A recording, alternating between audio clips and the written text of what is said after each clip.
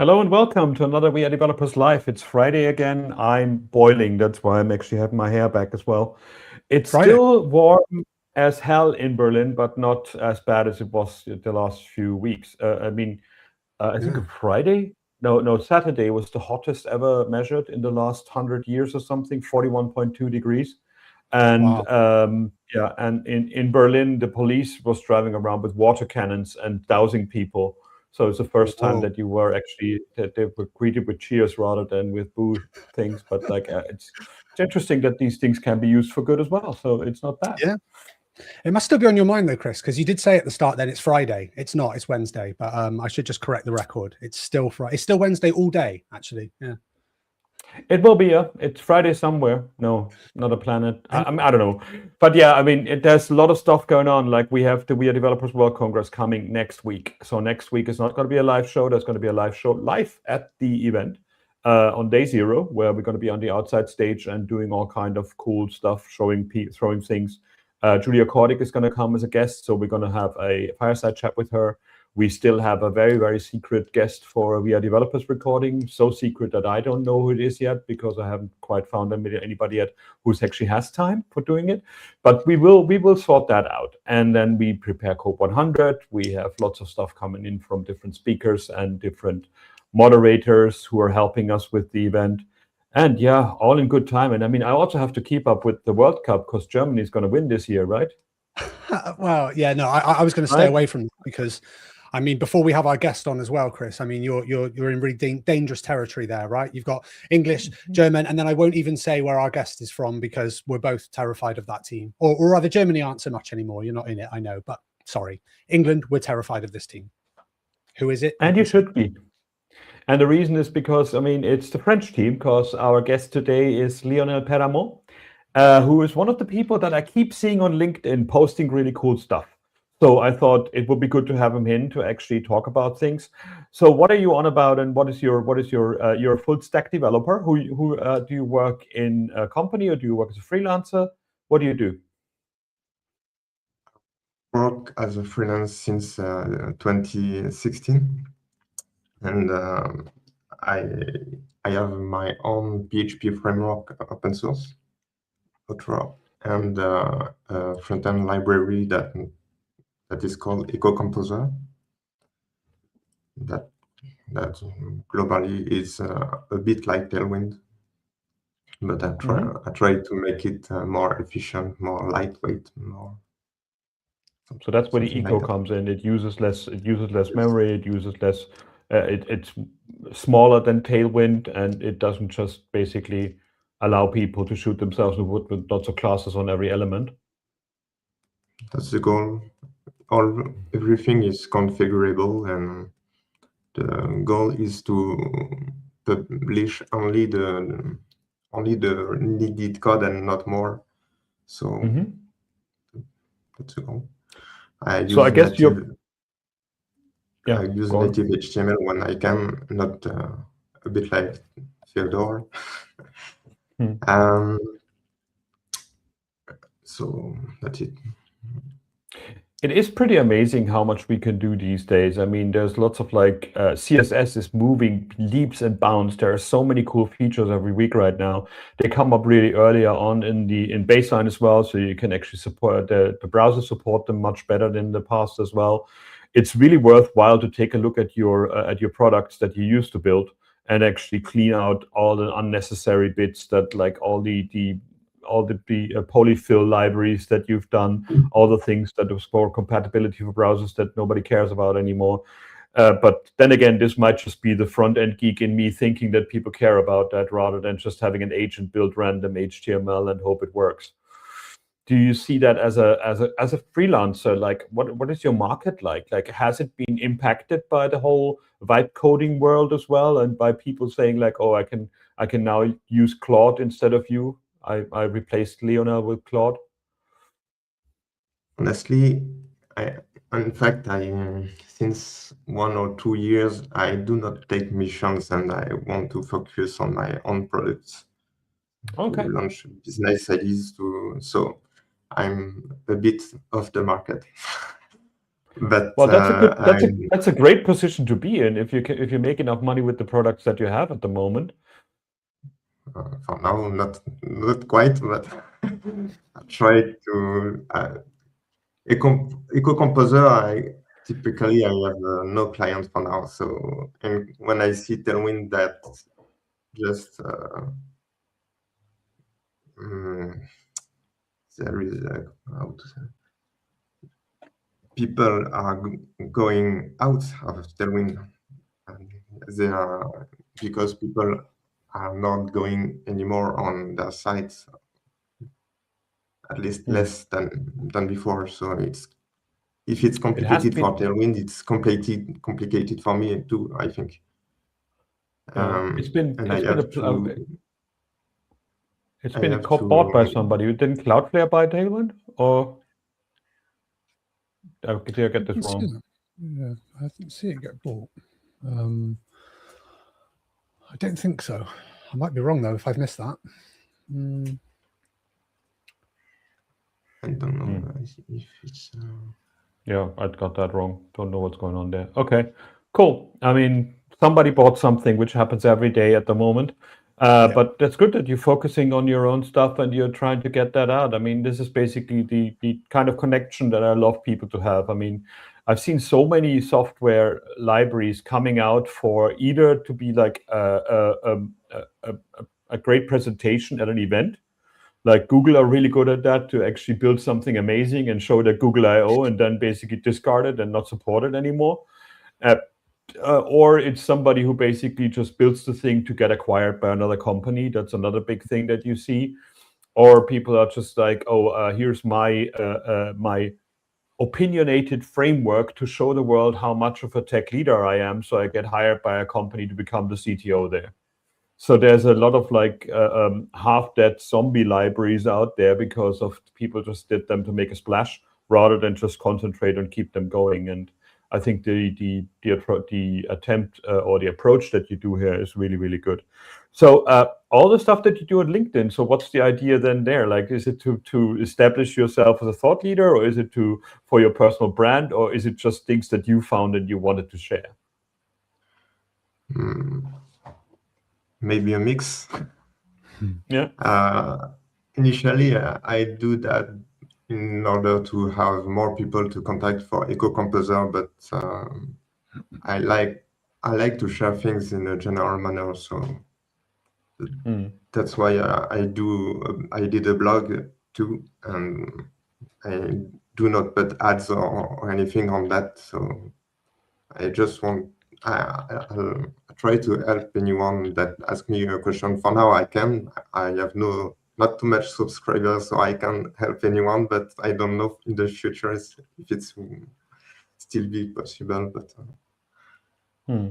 yeah, cool. I mean, I think it just says, just to jump on that, Chris, just very quickly, I think there's something really good there though that you're tapping into, that's like so much of what you were saying then, Chris, about so much of what kind of people do now is quite soulless, and they don't really show that they love the product, and that they it feels like marketing content rather than actually someone just sharing things they've learned. And so I loved your answer that Chris kind of basically said, you know, is this marketing for your product? And you said, well, it started as that, but then I kind of share the things that I find and things that are useful, and it's not so much just about finding customers. So I love to hear this. It's the real soul of kind of software development. It's great. I also love that you said, yeah, I'm doing a blog, and I can only tell anybody do that. Like, it's very tempting to do everything on X, to do everything on LinkedIn, to do everything on Substack, to do everything on Medium, and all these things came and went. Like, they actually, in the past, you had to do that. You had to be on Hacker News on Place One, then you had to be on Reddit, then you had to be on that. And all of these things are not in your control. Your blog is in your control, and it's dirt easy to set it up nowadays, and it's really easy to get cheap hosting. I mean, I'm now with GoDaddy because I used to be with Media Temple and got my blog for free since 2006. But now I'm actually tempting to go somewhere else. So I'm thinking about Hetzner or somebody else. So if anybody who does hosting, who wants to host a blog that's been around since 2005, that's just a WordPress blog and doesn't need anything else, ping me. I'll be happy to actually move over, because I'm getting very tired of like paying for everything extra all the time. And I don't know what's going on with StreamYard. If nothing happens with the share, it actually kills my screen every single time. So hopefully this is not going to happen when we go further. So let's try sharing screens again. Or maybe it's just Dan saying, like, that's enough of that. I don't want to see your screen anymore. Sabotage. Yeah, sabotaging things. Like, okay, cool. So let's talk about some headlines that I came across and that was interesting to me, maybe interesting to you as well. And you got some input to there for coming. The big thing that really hurt me was that Malik died. He's got a heart disease and he dies at 60. So 50, he got 59. And if you don't know GigaOM and you don't know basically his impact that he had on tech journalism, it's incredibly big. It's just basically he was in the first .com boom, and those times he was the voice of tech journalism. And I was pretty shocked like a year ago when he basically answered in a thread on Blue Sky, and like he's like, great article, Chris. And I'm like, okay, you know me, what the hell? And he's been following my RSS feed since 2005. He said like, and he loved my writing, and I was proud as punch to hear that, because he made a living out of it. And he was like, people like NBC and people like CNN would invite him as to comment on things before it was random bloggers doing it. So it's a shame that actually he's dead, but it's great to see all these tributes that are coming in and people paying tribute to what he's done in the past. So, I mean, there's others, of course. There's like John Gruber and these people. There's many of them from the first round of blogging still around. But yeah, it also shows me how old we are and how easy it can happen that people are gone that you think. Because I was like, oh, cool, now I have contact with him, let him invite him and get him on the show and these kind of things. But that's not going to happen now anymore. But it was great to see him and great to meet him once. And that was really good. Yeah.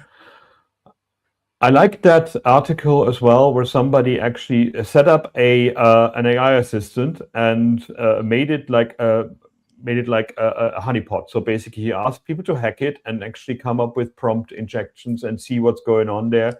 And he had a VPS with a basic security prompt and went through all the different attacks and all the information. And it turns out it's not as dangerous as we think it is to just set something up and run it yourself. Like that might have been because Mythos wasn't available at the time as well. But it's interesting to see that people do that because it can't be cheap as well. But I love that people do these kind of things to show you what it's like to actually be out there live. That's another thing when I said earlier, a blog is a great thing to have, but everything you put online is under attack the whole time as well. So make sure that you keep your stuff up to date, make sure that you actually keep it safe. But this was an interesting little research using OpenClaw and Hermes. And yeah, I mean, Dan, we don't have time for that kind of stuff, but that's the kind of stuff I would love to do from time to time as well. Yeah, I think quite often whenever we have like these conversations, it often starts with like, hey, this is quite interesting, but I wonder if you did this, you know, or I wonder if we tried this, like we did with some of the things like kind of real world benchmarking of like different AI models, you know. So kind of to me, I find that stuff really interesting because it's kind of the real world application rather than these kind of, you know, benchmark numbers that don't mean a lot. So I also love these kinds of things. Somebody who's just on a weekend gone, I wonder what would happen if I did that, and then they decide to do it, you know, or the kind of terrible recounting like this here, where it's like, I've done this and then 2,000 people have tried to hack me. But that right now, that's what we need, because we're all doing really dangerous things. Well, lots of people are with very little thought because it's so fun and exciting. And so these word of warning articles are kind of what we need to be reminded, come back down to earth. Don't do anything too crazy, you know. Lionel, do you use any agents? Do you use any OpenClaw, anything like that? Sorry? Lionel, do you use any agents to set up yourself? Do you use any agentic environments? No. Or is no? I don't use agents for now. I use AI a little, Google AI Studio and the project mod, but that's pretty. It's all. And don't use OpenClaw, Hermes, Cloud Code, or anything. Cool. My God, you're falling behind. You could be a millionaire now if you used all these things immediately. Like, what's going on? That's made a lot of code to review. I don't understand how people can let AI code everything without reading all the AI I wrote. I want to be fully in control of my code. So. And your setup, I guess, as well. That's the other thing. We talked about that earlier. Like, it's amazing how much memory these things nowadays use, and it kicked me out again after 5 minutes not doing anything, I guess. But yeah, we talked about how computers, especially browsers, and with all these different headless browsers running in the background, can actually use up your whole memory really, really quickly. And Dan said I should actually share my activity monitor, because it's kind of pretty mental to see how many tabs I've got open. So this is all Microsoft Edge. This is only Edge stuff happening, and code. So basically that's my environment. I use Visual Studio Code and I use Edge, and I don't use much more. And there's Spotlight in there as well. And of course there's going to be Claude somewhere, but it's like 90% is going on with Edge, and it's like 3, 6, 7 gig of memory as my main instance. And the helpers are like going in there as well, which also means that like this is a 16 gig machine. It's still not used fully. I'm still not up to my full potential, but it's great to see that how you can punish machines these days compared to in the past. It's pretty bonkers. And that every tab is its own thread and has its own memory is of course a security thing. And it's really good that each tab can crash without taking the whole machine off from under you. Lionel, you use Chrome. Do you see like that there's less efficiency in that kind of regard, that it uses too much memory, or didn't you do any comparison between different browsers? I use Chromium, not Chrome. Okay. But yes, because I'm under Debian, so. So you're using a nightly build of Chromium, or like the white label build of Chromium directly from the source? I don't use a nightly release.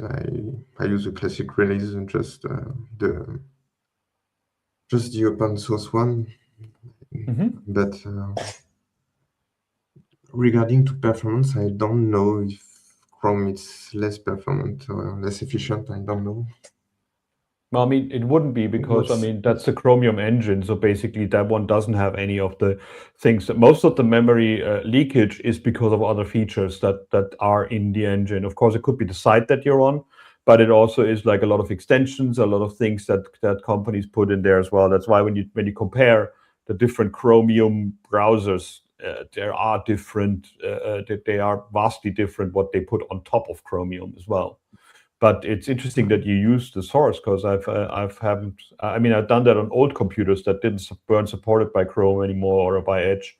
So basically, I'm just like, okay, let's get an old version of Edge of Chromium itself running, a lightweight one. But yeah, I've done that. Would be interesting to try that one out as well. Cool. So this is another thing that did the round, where basically it's the whole loop of PyTorch and what it does and how it matters. So if you're into your Python, into your PyTorch stuff, I like that they again put so much effort into getting this in there. So this is really a bit insightful, and hopefully it will be also for some people who want to learn more about why it works. That's a good blog post that I just wanted to flag up. And yeah, it gets into the nitty gritty really, really easily. And but yeah, I love that. I don't like magic. I mean, I like magic in movies, but I don't like magic in coding. Like whenever people say like, oh, it just works, don't worry about it. I love that people do a detailed information flow of what's going on there as well. Other things that got into my inbox that I found interesting is like using local coding agents, because there's actually Claude Code and Codex became really, really expensive. So people are looking into like different environments, and not everybody can get an NVIDIA Spark or something like that at home. So this is a really interesting little article about like which environments to use, which models to use, and how much it actually runs on a machine.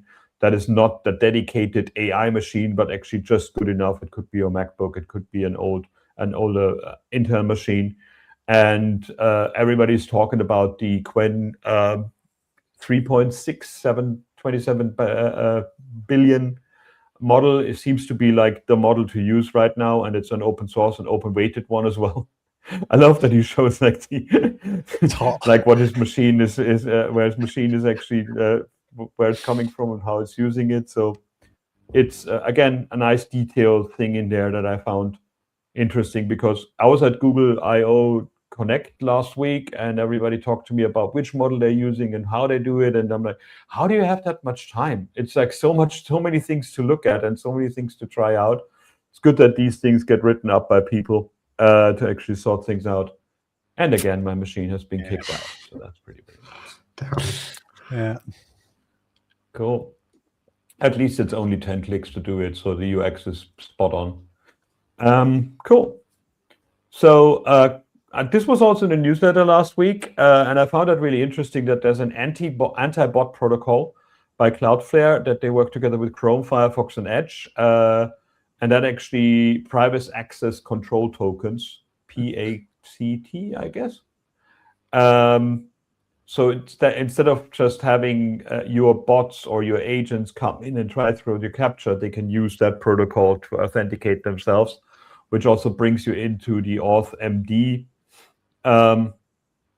format that's also, I guess, by WorkOS right now. But this would now be allowing you to actually access things from an agent without actually having to scrape the website and fill in the form and pretend to be a user and go through all that bits and bobs. I mean, the only thing that I'm worried about is this one is like people use it for like as a workaround to actually try to hack into your systems or log into your systems without going to it. But with like Cloudflare behind it, I'm quite sure they've done the due diligence to make that happen. In terms of not having agents pretend that they're humans. And I think it's a very important thing to do, like for people like us who have to measure who comes to your website. Is it a real user? Is it an agent? Is it an agent that might be interesting to advertise to? Like, what do we do about that? But it's great that infrastructure things are showing up right now and not just libraries to do that kind of thing. Again, it's yet another MD file that we put on the root of our server. It is, but at the same time, it's quite cool as well to see, you know, when you're saying about Cloudflare being involved, they're doing some really interesting things. We've seen every few months, really, since the agentic stuff, if you like, came sort of on the horizons. Cloudflare seemed to be on it pretty much straight away. I think they had the idea about kind of how you can monetize content so that you can stop, you know, agents kind of extracting it and just using it. So yeah, I'm really interested in this. I think they're doing interesting things. They've almost made the company more interesting to the average developer, you know, who may have just used them for the caching, etc. That actually we're seeing now that they've got loads of really good uses, you know, in different stages of a development workflow. It's great. Cool. The scary thing that I found, which is also interesting, is that like 50%, and that, you know, as a former journalist, I'm like, who made a headline saying 50%? Just say half. You know, use English, make it easier. 50% is really too complex to actually say that. But it turns out that LG and Samsung smart TV apps have residential proxies inside. So basically, they take the rest of your networking traffic and actually analyze it or inject ads or do all kind of stuff with it. And this is once again oil on my fire of saying like apps are a horrible, horrible idea. They are a great idea to actually for end users who don't care, but you can hide whatever you want in there. And especially in this case, I think the distance from you to your smart TV is much higher than the distance from you to your laptop. You know, I have no idea what's running on my smart TV either, on my Fire Stick, whatever the thing is on there. It might be a totally outdated Android version. Might be that half the apps that I have on there, which are only like Netflix and these kind of things. But yeah, installing nilly-willy lots of apps on your machine and your TV is probably not a good idea, much like it's not a good idea on your computer. And I kind of can say it would probably be apps that say like watch YouTube for free on these kind of things, you know, all these fake VPN apps and these kind of things. I wouldn't be surprised if they're in there. But it's remember that everything that's smart in your machine, in your house, can also be hacked. And I think it's very important that you take a look at the things that you haven't used in a while. And I love how Android does that nowadays. Like basically, you haven't opened this thing in 3 years. We now made it not work anymore. Like you have to click it again to make it actionable, and it has no access to data anymore. It cannot do anything anymore. So it basically, when you don't use the app, it actually becomes more and more defunct after a while. When I worked on Firefox OS, we wanted to do that as on the icon as well. Like if you haven't used the things in a while, they would become rusty and flaky, and things fall down, and then it would be skewy. And they basically realized this is an app you haven't loved in a while, because they kind of feel like Tamagotchi on your machine. Like please give us access to notifications. Do that. But yeah, it's lots of stuff that you don't know about in the background actually is happening here. So make sure that when you install things on your smart TV, it's also something that runs 24/7. That's the other thing. Like with a laptop, you probably shut it down from time to time, but like your TV, you just keep it on standby, right? Yeah, I can't think of when I turned mine off last. I mean, what about you? I don't know. Generally, people do things and then they check for security when the issues arise. Yeah, that's very true. Like it's generally too late, but yeah, you're like, oh, I got that one as well. Damn it! Like like yeah. This made me happy as well. That basically there's a scan of 60 million stars in the most detailed photo of the Milky Way ever taken. There's a new image out there right now to take a look at, and there's also a 223 megapixel image of the Cigar Galaxy. So if you just want to have fun looking at stars, this is the thing to download and to take a look at. And again, what I love about NASA and also ESA and these kind of things is that they actually have to bring out everything in an open license. Like you don't have to pay for access to that kind of stuff, but you have that imagery and you can play with it. So every time you see a slide deck with like that blue marble image of the Earth, that's because it was Creative Commons license and you can actually use it. And it's just incredible when you think about 223 megapixel image. Like, wow. When I worked on Firefox, we had one guy, every time we did a new release, he would email us and complain that the browser isn't good enough to watch the pictures that he needs to work with. And I was wondering what the hell is going on, and asked him, and he said, like, it's 200,000 by 400,000 pixel images from some scanning mechanism that they're using, and the browser can't open it. And I'm like, why would you open that as a single image in the browser? That's what layers are made for. This is what tiles are made for. This is not what browsers are made for. Like, especially that every image gets resized in the browser as well. What the hell? But yeah, it's fun to play with these kind of things. And is it just me being a nerd, or are you excited about space stuff as well? Lionel, you were just basically shaking your head like, yeah, so what? I love space, so I would check these kind of things. I guess I follow some YouTube channels about space, so even if it's quite weighty on the website, I would look at it. But that's right; it's not really adapted to this. I got a message on my Android this morning that like from Google Books that there's a new book out by Jules Verne, and I'm like, I highly doubt that.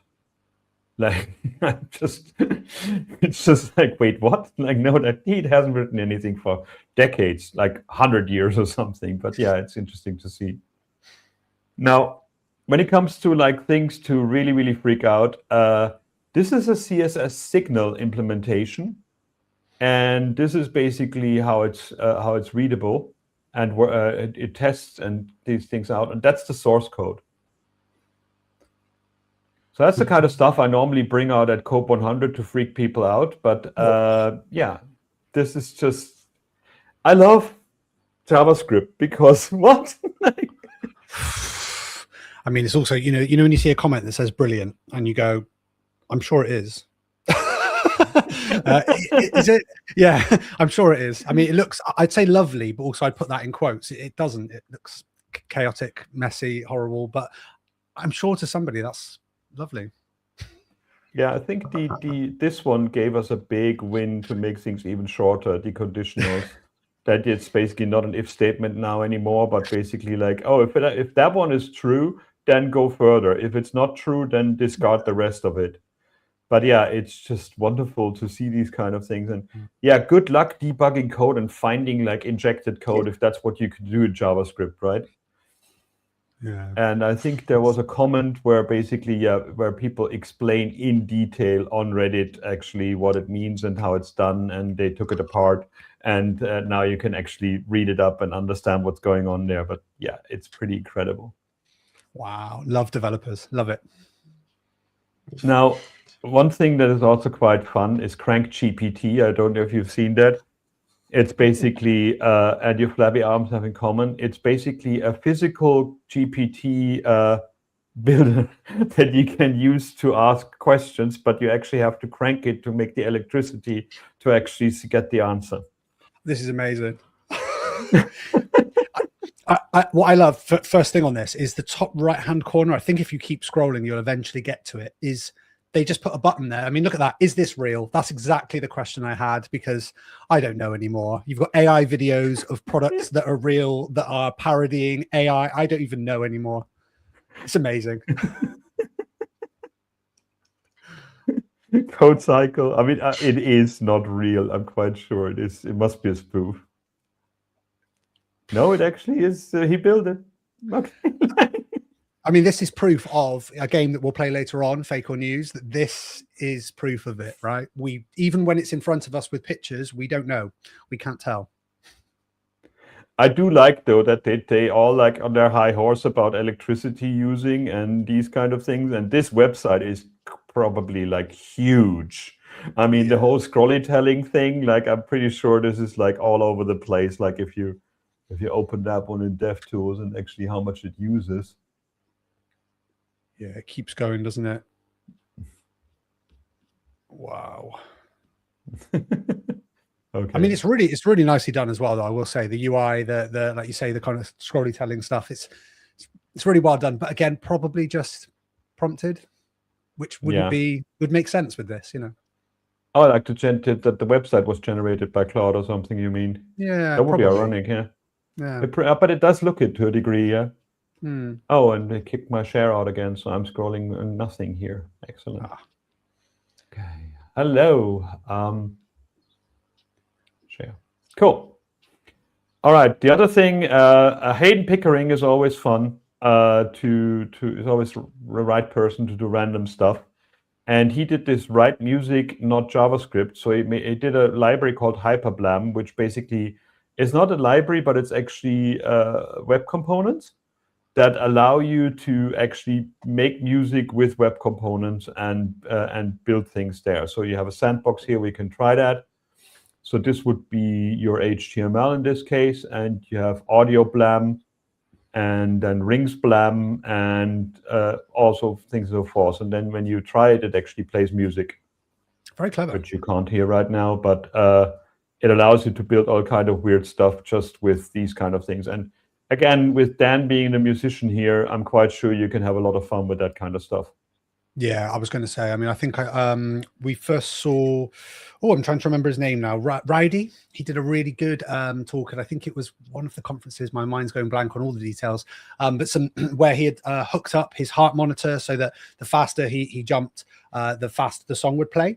And from that moment, I was like, I just love this, because it's everything that I talk about on this show, where I love the pointlessness of it, the fun because it's your hobby of music or whatever, and you get to combine it with code. But also things like this I really like, because I have actually started looking recently into using the web audio API for playback of, essentially I was trying to make something for myself to do with coming up with chord progressions. So anything that I see like this that just shows different implementations is really great to see, and very creative to do it with HTML. That is bonkers, but brilliant. Well, same with, like, of course, Scott Hanselman. Everybody knows him. He had a problem where he basically realized, like, he didn't want to pay for Peloton and actually pay for their tracks. So and he didn't want to pay for the extra bike. So he built this thing where he basically had a an indoor bike, and you can use any bike on a roll that basically gets you the thing. And you can choose from all these different workouts, all in 4K, without actually paying any licensing, because I don't know how he got it.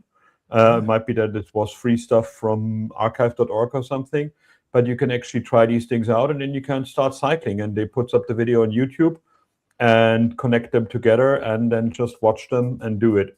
I use when I go to the gym, I watch videos on the cross trainer as well, and it always fascinates me when people come up and saying like, "Oh, I want to join this class and that class." And I'm like, "You see that I have headphones on and I'm watching something."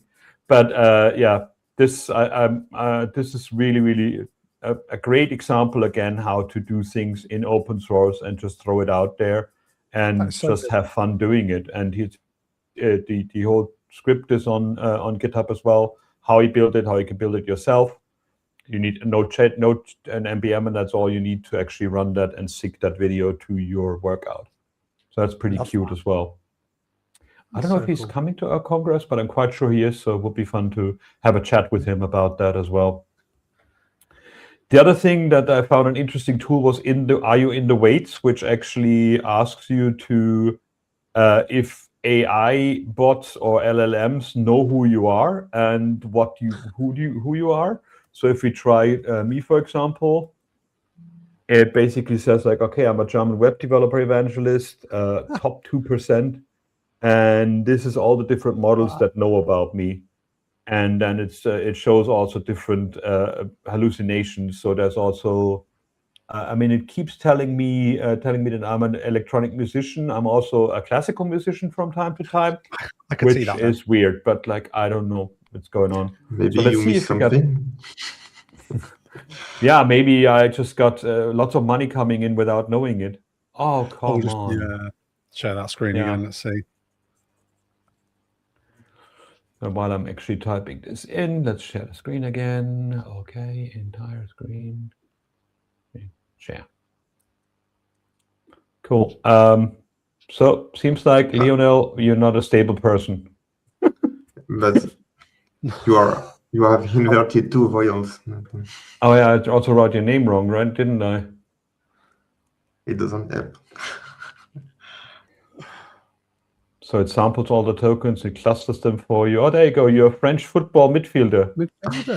We knew it. Yeah. we said this at the top of the show. We're terrified of that team, and that's why. I don't know, maybe with an accent. Yeah. I don't imagine it'll find any others of me. I'd be interested if it would, if someone's unlucky enough to have the same name as me. That's really unfortunate. Wow, look at that. You're really giving them a workout. I generally use an accent on my name, so maybe that changed something. I don't know. Probably. You're a British TV actor. Ha! Wow. 145 strength. Known for roles in The Crown. I was in The Crown, apparently, which is... Doctor Who. Hold on. What? Wow. UK-based front-end educator, that's probably more you, and founder of the front-end mentor platform for coding challenges. You are? No. I have no idea what that is. A former Australian rules footballer who played... Wow. This is incredible. Okay, I'm quite glad that I'm only topped by me that was in Doctor Who. So that's a fun fact. And this is our CEO. Let's see if our CEO is in there. This is like the old days when I was a teacher and students of mine. He's a Bosnian midfielder footballer. What the hell is going on there? Amazing. Seat, we have to talk. I'm not sure about that as well. Like, that's amazing. But yeah, look at that. It got like this, the proper C in as well and everything. Wow. Very cool.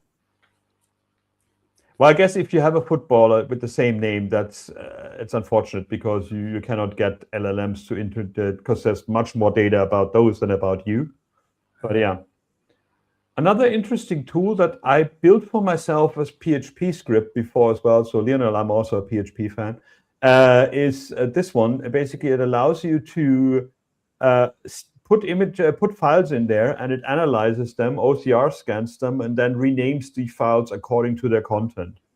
And I thought that's actually a really clean and interesting thing to do, where it's like they have these invoices to sort for them, build for the files that pile up. So it's invoices, PDFs, screenshots, and so on and so forth. Yeah, the amount of we had a script here last week in the show as well that automatically OCR scans any image that you put in there. So I had a folder in the past where I basically ran Hazel, the automation thing for macOS, that would OCR scan every image and then actually create a text file for it. But it also should rename it accordingly to make it searchable for Spotlight as well. So I find that really interesting that these things are in there, and that's probably something that if you have tons of data, which we do with like images, videos especially, that might be a good little tool to use. Cool. These were the tools for this week. So let's see if you can see if something is real or not. So we have this game that we play every week, and Lionel, you have probably have prepared for that one as well, where we show you news and we ask you if they're fake or not. Like some of them are made up, some of them are real, although you sometimes think they can't be real because they're so silly. But let's see if you can find out what's the difference between fake or news.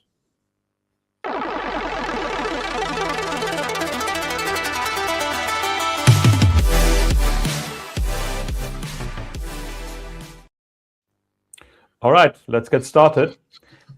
County with 37 data centers asks schools to conserve electricity. I'm going to say that's true. It sounds ridiculous. Lionel, what do you think? Not true. Fake. It's news. It's real. Okay. Stanford scientists build an AI that can design healthier, greener burgers. An AI that can do it? No, I think it sounds fake. What do you think? I think it's trying too hard. Fake. Yeah, fake. It's news. What was the opposite? Science is great, isn't it? Yeah. Intel's new processor requires a dedicated electrical substation for single-user laptops. See, that feels real. Dedicated electrical substation, though, for us. No, I think that's trying very hard to sound real. It almost tricked me. It's fake. Yes. We're getting it now. US seizes hundreds of FIFA World Cup illegal streaming domains. Yeah, I'm going to say that's true because I'd imagine they're clamping down. Oh, you've gone again, Chris, your screen. That's all right. In the edit, we'll remove this. Hey, let's have a look. And yeah, I mean, I don't know what's going on there. Anybody from StreamYard on the show, please contact us. We got to talk. Yeah. So yeah, what it is true. It's actually news. Yeah, they had lots of websites out there. Probably fake ones as well that install lots of malware on it. If you want to get free access to stuff, it's probably fake. Russian citizens told to switch to Android after Apple blocks key Russian apps. Yeah, I haven't heard about them doing that, but I could imagine that being true. Yeah. What do you think? True. It's news. Scammers sell seeds for exotic AI-generated flowers that don't exist. Yeah, that sounds so true, unfortunately.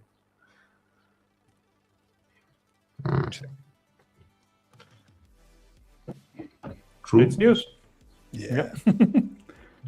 Meta unveils new tech that uses AI to translate brain activity into text without surgery. No. Oh, hang on. Yeah, though. Could brain activity into text. Yeah, but I haven't heard about Meta doing it. I think that's the red herring. What do you think? Or maybe it's news to Midjourney, so it would be interesting what it actually does. It's probably completely random stuff. Meta pauses an AI training program that tracks employees' keystrokes after an internal leak. I mean, that's again terrifying and sounds quite true, but I haven't heard about it, so I don't think it is. News. It is news. Yeah. They actually had a keyboard tracker and a mouse tracker on every employee's computer. Wow. They track everything. We removed an LLM's ability to speak German by fine-tuning on only 4 German tokens. Fake? No. Fake, yeah. It's news. Oh, it's always the opposite. Airbnb gives hosts 60 days to install company-approved smart sensors on the new guest safety monitoring partnership. I think that's a very well written, but I think, and hopefully fake headline, because that sounds scary.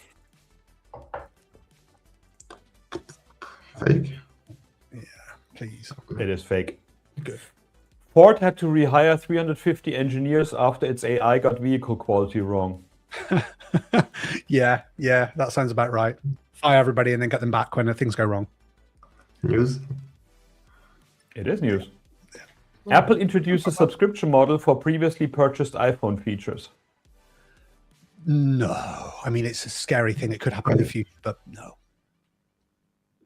No, fake. Like, oh, I want to get my 3.5 connector again or something. Yeah. Apple and Audi alumni have made a Louvre AV based on the Moon Buggy electric vehicle, a Lux EV. No. Why would Apple and Audi team up? And I haven't heard about it. No, please tell me it's fake. And it's news. It actually is out there. I don't know anything anymore. There should be a comparison website for electric vehicles called What Ifs. Very good. Zoom's new AI presence mode quietly attends meetings on your behalf when you decline. Colleagues reportedly can't tell the difference. No, that has to be fake. Yeah, it has to be. Zoom would be. Luckily, it's still fake, so that's good. Meta's new relationship health feature warns users when their texting patterns suggest they are emotionally dependent on a contact. I like how it's Meta coming up every time. No, that can't be true. Although it might be a good idea. I hope it's fake. Yeah. And it is fake. That was Fake News for this week. We're going to have an XXL Fake News on the first day of the Congress next week. So basically, we're going to have like 40 questions with an audience, a live audience. And also, we're going to do the same thing at the dinner for the special VIPs that we're going to have. So it will be interesting to see how they fare, the people who actually know about it. It's such a simple game to do, but it's so ridiculous to come up with things that are not real anymore because there's too many weird things coming on out there. Cool. So, Lionel, let's get over to you and talk to you a bit. One quick thing before that, one news item that I found that was interesting is that Una, I would love to have her on the show again soon. There's modern CSS theming with light, dark, contrast, color, and style queries. So if you're actually looking into that, that has all the coolest, newest features about theming that are pretty incredible what you can do with these things. But just a matter of like Una Kravets, always a good resource to do. But you're an even better one. So, show us what you brought for us this time. So start sharing your screen, hopefully not get kicked out, and then we can see what we're going to talk about. I believe that contrast color only gives shades of gray for now, if I'm not mistaken.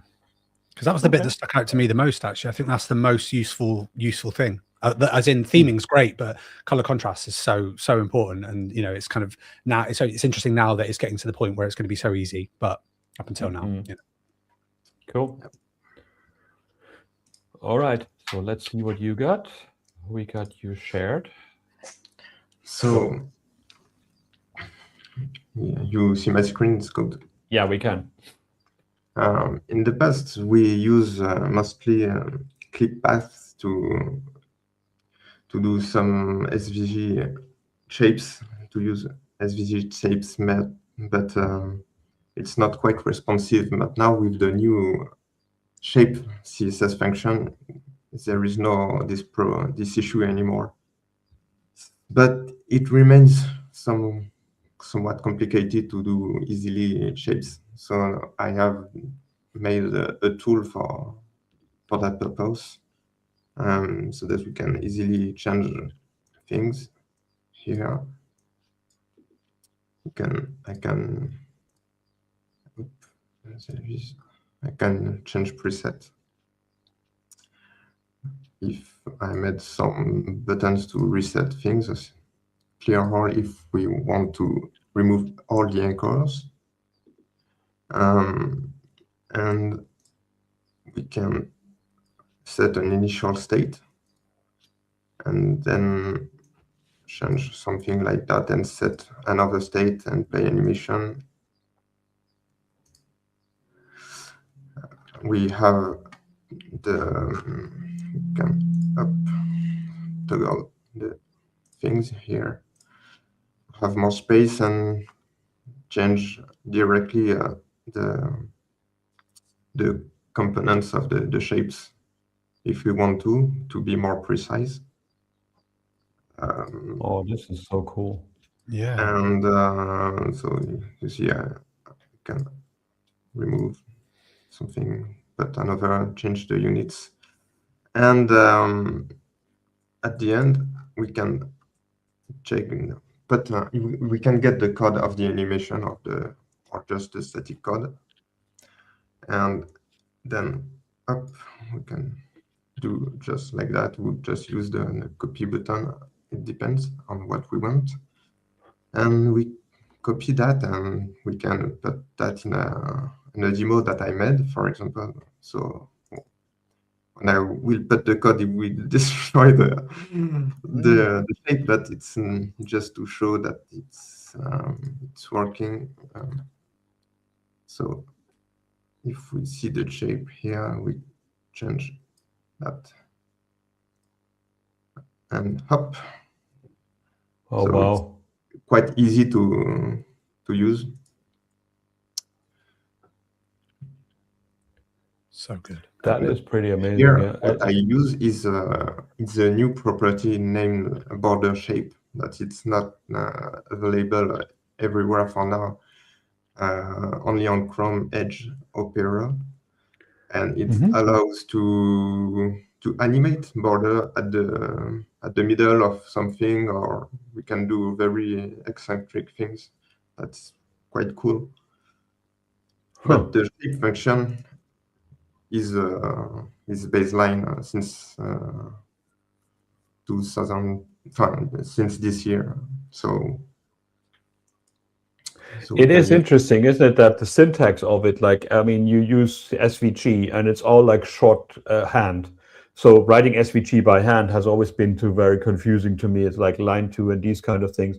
Like, this is much more readable and much more like closer to like, here's how I want to describe a path that actually then becomes a thing. In Canvas, you had like all the methods for that, like cx.line2, cx.bezier2, these kind of things. And it seems like they took both from SVG and other things and made like one new CSS shape module. Who was behind it? Was that coming from the Apple ground or from Google area, or who was the people who came up with the CSS shape proposal? I don't know who proposed that, but it's I will clear take that a look it's at that more one. legible. There is no just one letter and then the number, so it's more legible. That being said, the only drawback I will see is that it takes more characters in the file, but it is very the only thing. Yes. So that's why, as this property is not supported everywhere, but Media Query 2 supports. Okay, it's Rossen and Noam from Google. It's Noam from Google, Rossen from Microsoft, and Alan from Adobe, who actually came up with the CSS shapes module. So that's pretty amazing. I mean, one thing is to paint shapes, but you can also make a shape of an image and make a text float around it, right? This is also what it's used for a lot, rather than just having a float that used in the past. Yes,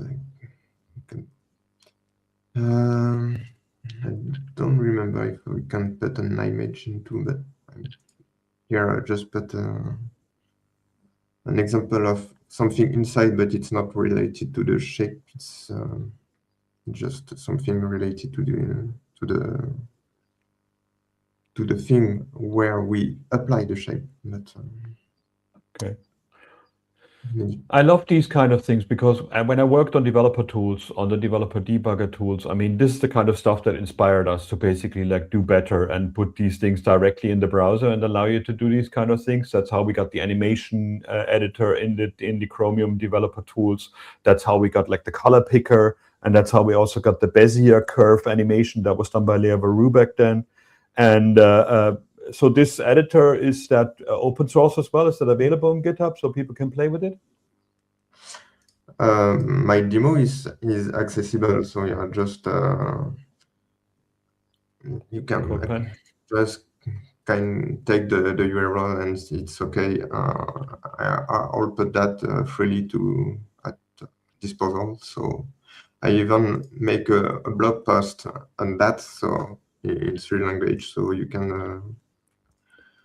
can read more details about it, how it works, and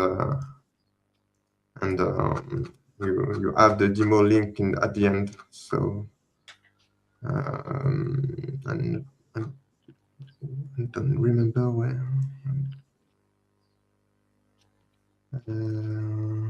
Or maybe yes, I know. Yeah, already. Here is the demo link to my tool, but for fork and you just have to make a little research and you'll find it.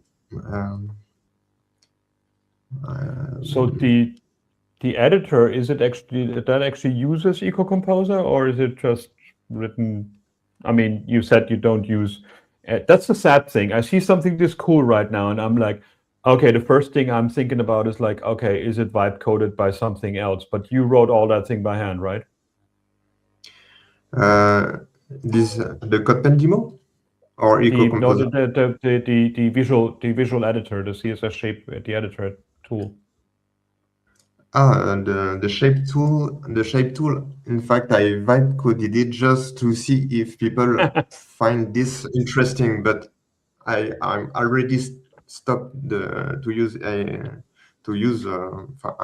I stopped to vibe code it to just improve the quality of the code, as it's really a nightmare. So frankly, I advise to not vibe code the project for too long. Otherwise, it will be very complicated to have a good quality code, because you can find dead code, you can find redundant code. Some things that doesn't make any sense. Like the other day, I see an if else with to add and remove a class on a DOM element, and but there is the toggle for that. You have .classlist.toggle, and that do exactly the same thing. So no need to have 4 or 5 lines of code. 1 line suffice. So okay, so you see that basically it's using outdated functionality. It's using outdated formats that basically before we had it. And I mean, CSS class list has been around since Internet Explorer 8. I think.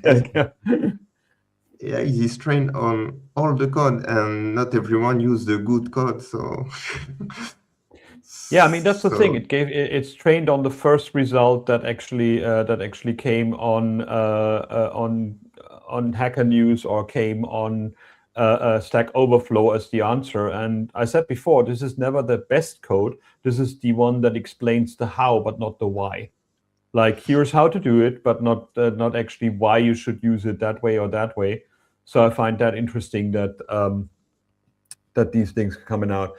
So how's the feedback on these things? I mean, I'm wondering, like, I'm always commenting on things on LinkedIn, especially when you did something wrong. Sorry about that.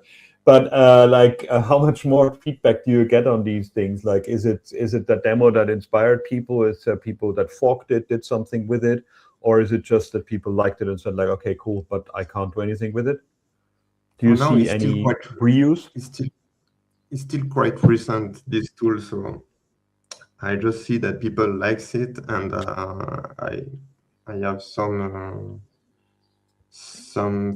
things that I have already done before posting about it. So I already took some feedbacks, but I have some things in my to-do list that I put myself into. I have a lot of things that I can improve in that tool. Already the fact that we have so much presets was already done after a feedback. And what I plan to do in the future after I will improve the code quality is to save our own preset that can be useful. One thing some I other found, ideas that are not on top of my mind. So I didn't find the collapse a bit for the presets. So when I went down, if you open the presets now and you scroll down and you actually start editing in the steps that you had below, like when you said, like when you showed earlier that you can't see the shape anymore. It would be good if the shape on the left-hand side would be a fixed position, so it stays with the rest of the interface. So you can also see the result always in there. This stick when we scroll. Yeah. So it would always be next to what you're editing at the moment. So that's one thing that I found confusing because I didn't find and again, like every vibe coded app that I see, the accessibility of it is absolutely atrocious. Like the font size is far too small. But that's basically a preset that Tailwind has. I think that's not your fault, but it's something to make. Accessibility of tools is the most brutal thing I ever had to work with.